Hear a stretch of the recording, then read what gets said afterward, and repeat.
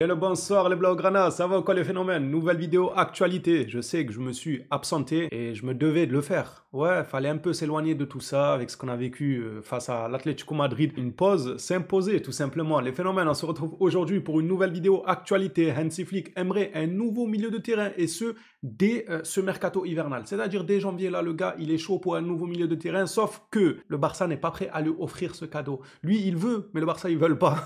On en parlera de ça durant cette vidéo actualité. On parlera aussi du dossier Nico qui fait énormément parler. Et non, je ne parle pas de Nico Williams, mais bel et bien de notre Nico à nous qu'on a cédé à Porto. On a une clause de rachat encore sur le joueur. On a aussi un pourcentage à la vente si jamais Porto venait à le vendre à un autre club. Ce qui sort aujourd'hui à la presse, c'est que Liverpool est prêt à mettre 60 millions sur le joueur. On en parlera aussi. Et évidemment, la nouvelle de la journée, c'est que le Barça a fait une offre pour Darwin Núñez. C'est la première offre que Barcelone transmet à Liverpool. Les Blaugrana, si vous voulez soutenir la chaîne, rien de plus simple, un petit like, un petit abonnement, ça sera grandement suffisant. Ceci dit, plongeons-nous dans cette vidéo actualité. Commençons par cette nouvelle, et ce n'est pas une bonne nouvelle, malgré que cela concerne Ferran Torres. J'en ai que faire. On a eu raison de A à Z en disant que son retour là, parce que quand il était blessé, on disait ouais, voilà, il va s'éloigner, tant mieux, il n'apportait rien. Moi, je me sentais obligé dans cette communauté-là de me dire non, non, non, non, il n'y a pas tant mieux. Il n'y a pas tant, on peut rigoler, on peut dire ouais, il est blessé, il apportait rien et tout. Mais on est dans une situation où on a besoin d'absolument tout le monde, Ferran Torres y compris. Et on avait raison de dire ça car il nous a quand même apporté, même s'il ne fait pas grand-chose.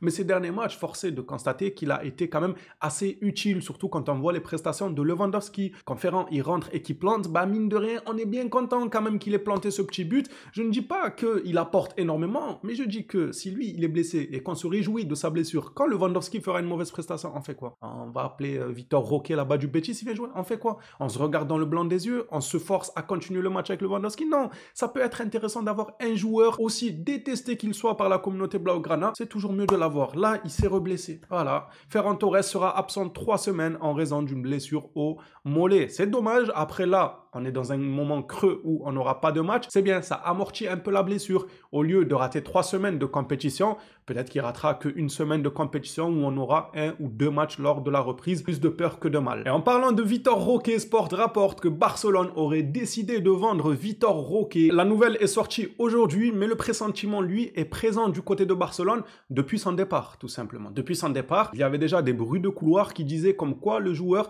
ne devrait jamais revenir à Barcelone, mais selon ses prestations, peut-être. Ça nous disait peut-être, mais dans le fond, le Barça n'était pas convaincu par ce que le joueur proposait durant les entraînements, mais aussi sur le terrain, même s'il n'a jamais réellement eu sa chance. Il a eu quelques minutes. Le Barça a jugé ça suffisant pour pouvoir voir les qualités du joueur. Il en cédait au Betis avec un pourcentage à l'achat, comme on a fait avec le dossier Nico. La tendance actuelle voudrait que le Barça ne veuille plus d'un retour de Vitor Roque, et on est probablement là devant le transfert le plus flopesque de l'histoire du football. Encore heureusement qu'on n'a pas à débourser tout ce qui est prime et tout, parce qu'on nous dit souvent oui, mais on l'a acheté 60 millions. Non, Deco est revenu à maintes reprises sur le sujet, il nous a expliqué comme quoi c'est 60 millions avec bonus. Du moment que le joueur n'a pas atteint les bonus, c'est pas 60 millions, c'est 30 millions. On parle de 31 millions plus une trentaine de millions en bonus, mais si les bonus ne sont pas atteints, le Barça ne les paye pas. Là, le joueur, il est parti au Betis, les bonus seront probablement pas atteints, donc pas à payer. On parle là d'un transfert à 31 millions. Ça reste quand même flopesque. Le gars, il vient, il repart. On n'a rien compris dans ce dossier. Toujours avec le journal Sport qui nous parle de Nico du côté de Porto, le Barça a bel et bien une option de rachat de 30 millions qui expire le 30 juin prochain pour Nico Gonzalez, mais il n'y a aucune intention de l'activer et le joueur ne reviendra pas. J'espère qu'ils savent où ils vont, parce que ça, c'est des coups. Nous, de notre place à nous, de notre point de vue, faire revenir Nico Gonzalez pour ensuite le revendre, ou même qu'il joue pour nous, parce qu'apparemment, il arrache tout du côté de Porto. Même qu'il soit un joueur qui va bonifier ce Barça-là, nous, en réalité, on veut foncer et faire ce genre de deal. Mais le Barça n'a pas l'air de voir les choses comme nous les voyons à l'heure actuelle. Peut-être qu'ils changeront d'avis, peut-être pas. Ce qui est sûr, c'est que le Barça a bel et bien la clause de rachat à 30 millions, mais pas que. Ils ont aussi un droit à 40% sur la vente du joueur. Là, on parle d'une offre de 60 millions du côté de Liverpool. Si jamais Liverpool venait à payer Porto, Porto nous donnerait aux alentours de 40% de la somme que Liverpool leur a donnée. On tourne là pour un montant de 60 millions. Ça parlera en 23, 22 millions. Je ne sais pas, je ne suis pas un expert en mathématiques. Ça sera dans ces alentours-là. Est-ce que le Barça se contentera de recevoir 23, 24 millions de la part de Porto en cas d'une vente? Ou est-ce qu'au dernier moment, ils changeront d'avis avant le 30 juin et feront sauter cette fameuse clause de retour-là à 30 millions pour ensuite, eux, en faire ce qu'ils veulent, le garder pour le Barça ou alors le vendre du côté de Liverpool. Concernant les autres dossiers comme Jonathan Tah ou encore peut-être Jonathan David, le Barça y travaille en sous-marin. Barcelone est sur le point de finaliser les premiers deals pour la saison prochaine. Des sources du club confirment que le processus Tah est sur la bonne voie et que l'accord pourrait être officiellement conclu en janvier. Dès ce mercato hivernal, l'accord pourrait être officialisé. Attention, ça ne veut pas dire que le joueur viendra forcément durant la période hivernale, mais plutôt durant le mercato d'été. Par contre, ça sera officialisé dès janvier. C'est déjà bien. Au moins, on sait que l'été, il approche. Le mercato, il va bientôt ouvrir ses portes. Nous, on est tranquille. Notre plan, il est déjà mis à exécution depuis janvier passé. On a déjà bien bossé. On a déjà les signatures officialisées. Maintenant, on peut consacrer ce mercato d'été à aller voir d'autres pistes et ne plus se prendre la tête avec les pistes sur lesquelles on est depuis maintenant quasiment 3-4 mois en arrière. Je trouve que c'est une bonne chose si cela s'avérait être vrai. Le coach allemand aimerait énormément un renfort de taille au milieu de terrain, mais le Barça ne peut pas lui accorder. Juan Martí rapporte qu'Hansi Flick aurait voulu une recrue au milieu pour compléter Casado en janvier, mais il sait qu'il l'aura pas. C'est triste les gars, venez on fait une cagnotte. Vous voulez pas on lance une cagnotte litchi? Le titre ça serait un milieu de terrain pour Hansi Flick,